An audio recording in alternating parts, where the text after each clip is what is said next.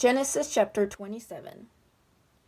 Now it came to pass when Isaac was old and his eyes were so dim that he could not see, that he called Esau his older son and said to him, My son. And he answered him, Here I am. Then he said, Behold, now I am old. I do not know the day of my death. Now therefore, please take your weapons, your quiver, and your bow, and go out to the field and hunt game for me.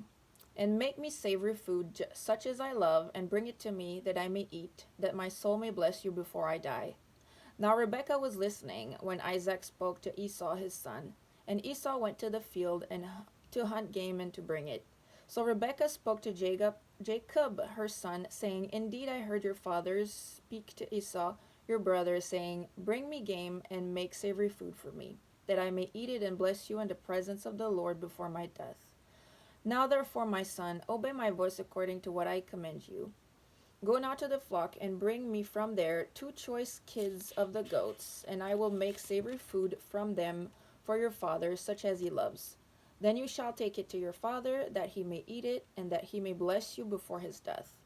And Jacob said to Rebekah his mother, Look, Esau my brother is a hairy man, and I am a smooth-skinned man. Perhaps my father will feel me, and I shall seem to be a deceiver to him, and I shall bring a curse on myself and not a blessing. But his mother said to him, Let your curse be on me, my son, only obey my voice, and go get them for me. And he went and got them and brought them to his mother, and his mother made savory food such as his father loved. Then Rebekah took the choice clothes of her elder son Esau, which were in her house, and put them on Jacob her younger son. And she put the skins of the kids on the goats, on his hands, and on the smooth part of his neck. Then she gave the savory food and the bread which she had prepared into the hand of her son Jacob. So he went to his father and said, My father. And he said, Here I am. Who are you, my son?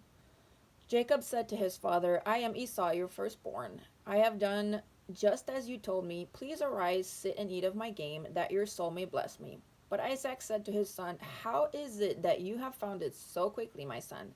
And he said, Because the Lord your God brought it to me.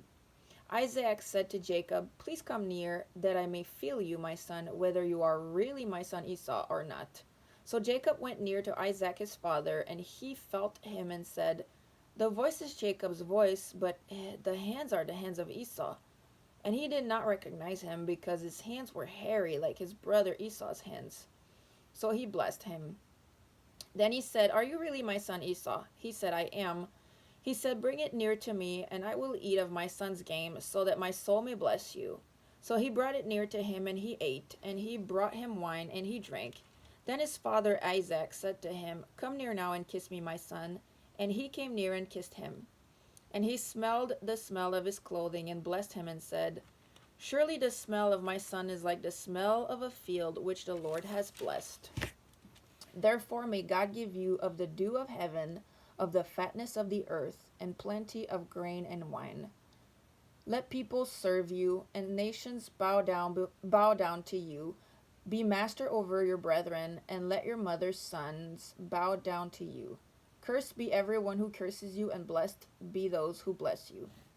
Now it happened as soon as Isaac had finished blessing Jacob, that Jacob had scarcely gone out from the presence of Isaac his father, and Esau his brother came in from his hunting.